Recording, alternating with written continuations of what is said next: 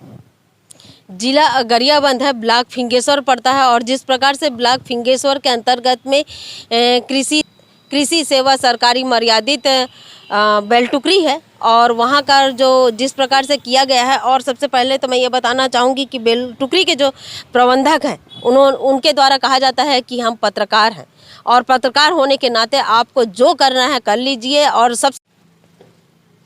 नमस्कार, मैं हूं दीपिका, आप देख रहे हैं धरोहर संदेश। सबसे पहले तो मैं ये बताना चाहूँगी कि जिस प्रकार से बेलटुकरी समिति में जिस प्रकार से किया गया और बेलटुकरी समिति का साक्षात कैमरा में कैद है, उसके बावजूद भी अभी तक देखिए अधिकारी कर्मचारी किसी प्रकार से ध्यान नहीं दिए और सबसे पहले तो कार्रवाई नहीं किए। अब पता नहीं निरीक्षण टीम बनी है कि नहीं बनी है, लेकिन किसानों की जिस प्रकार से आज दैनिक स्थिति है वो तो आप समझ सकते हैं कि किस प्रकार से है। लेकिन यहाँ के जो प्रबंधक है और बताया जा रहा है कि वो बैंक के कर्मचारी हैं, मनोज कुमार दिवाकर है। और सबसे पहले तो मैं ये बताना चाहूँगी कि वो बाहर के व्यक्ति हैं, बताकर उनका कहना है कि मैं 16 बार ट्रांसफ़र हो गया हूँ, मेरा कौन क्या कर लेगा, मुझे कौन नौकरी से निकाल देगा, इस प्रकार से जो कहना है। आप जो देखते हैं पत्रकार हैं, मैं पत्रकार हूँ, आपको जो लगता है आप छाप दो, मुझे उससे कोई फ़र्क नहीं पड़ता है, ज़्यादा होगा तो मैं बाद में देख लूँगा।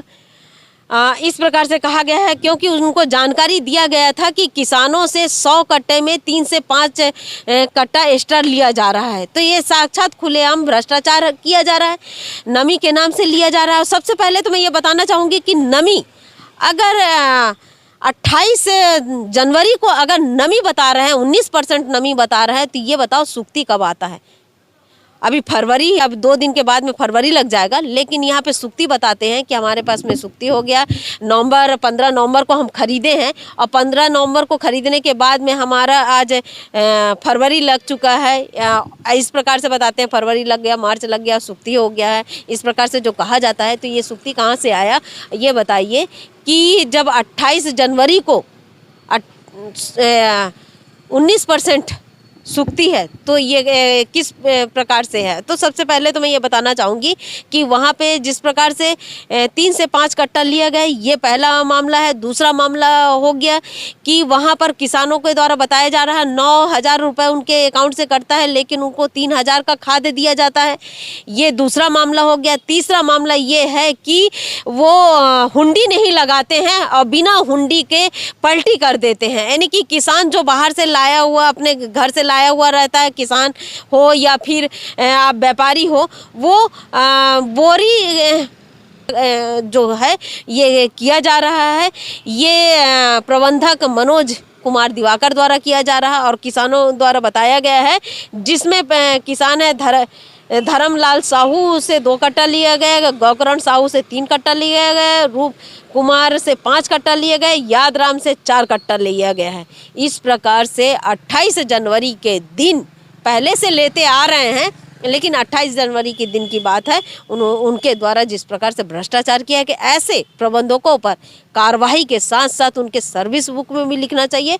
और सर्विस बुक के साथ साथ जिस प्रकार से ये कर रहे हैं, खुलेआम कर रहे हैं और बाहर के आके इस प्रकार से कर रहे हैं, तो ये बताइए कि ये इनका हमेशा का लगातार कार्य करने का है। और सबसे पहले तो ये बता दूं कि कई किसान बोल रहे हैं कि कट्टे के पीछे भी कुछ लिया जाता है। इसको हम तो साबित नहीं कर सकते हैं, हो सकता है किसी प्रकार से रंजिश के तौर पे कर रहे हैं कि क्या कर रहे हैं, लेकिन जो कट्टा जो 100 में 2 से 3 कट्टा लिया गया है, वो तो साक्षात धरोहर संदेश के कैमरे में कैद है, उनके व्यक्तियों द्वारा कहा गया है, बिल्कुल पूरी तरीके से कहा गया है। लेकिन ये जिस प्रकार से खेल किया जा रहा है, ग्राम पंचायत के अंतर्गत जो सहकारी समिति है, कृषि सेवा सहकारी समिति मर्यादित बेलटुकरी है, वैसे जो प्रबंधक है वो मनोज कुमार दिवाकर है और ऐसे प्रबंधकों पर भी कार्रवाई होनी चाहिए। यहाँ परेशान होने के साथ साथ ऐसे जो भ्रष्टाचार कर रहे हैं, खुलेआम भ्रष्टाचार कर रहे हैं, कैमरा के सामने भ्रष्टाचार कर रहे हैं। 28 तारीख के फुटेज में आप देख सकते हैं और देखने के साथ साथ इनको यहाँ से ट्रांसफ़र के साथ साथ टर्मिनेट होना चाहिए। ऐसे जो प्रबंधक हैं इनको टर्मिनेट किया जाना चाहिए, इनके सर्विस बुक में लिखना चाहिए, तब कहीं भ्रष्टाचार पर अंकुश लग सकता है। मैं कलेक्टर साहब से कहूँगी कि ग्राम पंचायत बेलटुकरी के अंतर्गत जो धान खरीदी केंद्र आता है, कृषि सेवा सहकारी समिति मर्यादित बेलटुकरी है, ऐसे बेलटुकरी समिति पर कार्रवाई होनी चाहिए और कार्रवाई के साथ साथ प्रबंधक को टर्मिनेट हो और टर्मिनेट के साथ साथ उन्हें सर्विस बुक में लिखना चाहिए, क्योंकि भ्रष्टाचार का बढ़ावा इसी तरीके से दिया जा रहा है, भ्रष्टाचार हो रहा है।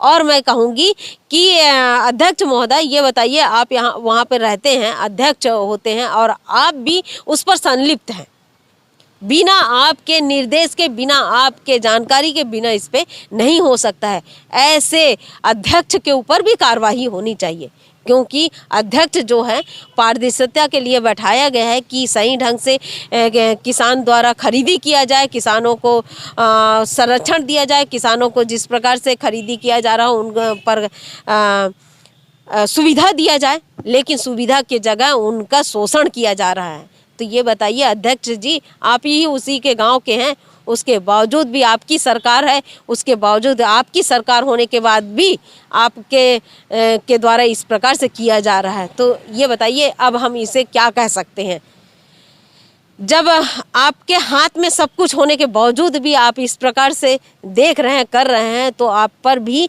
क्या किया जाए। और कहेंगे भी कि भाई ये नेता के ऊपर में क्या कार्रवाई किया जा सकता है, कुछ भी कार्रवाई नहीं होगा, लेकिन प्रबंधक के ऊपर तो हो सकता है। किसानों के द्वारा जो शोषण किया गया है, किसानों के साथ में जो शोषण किया गया है और किसानों के जो कट्टा 3 कट्टा 5 कट्टा लिए गए हैं उस पर भी जांच होनी चाहिए, और जो एस्टर लिया गया है कट्टा उसका पर जांच होने के साथ साथ उन्हें वापस भी होना चाहिए।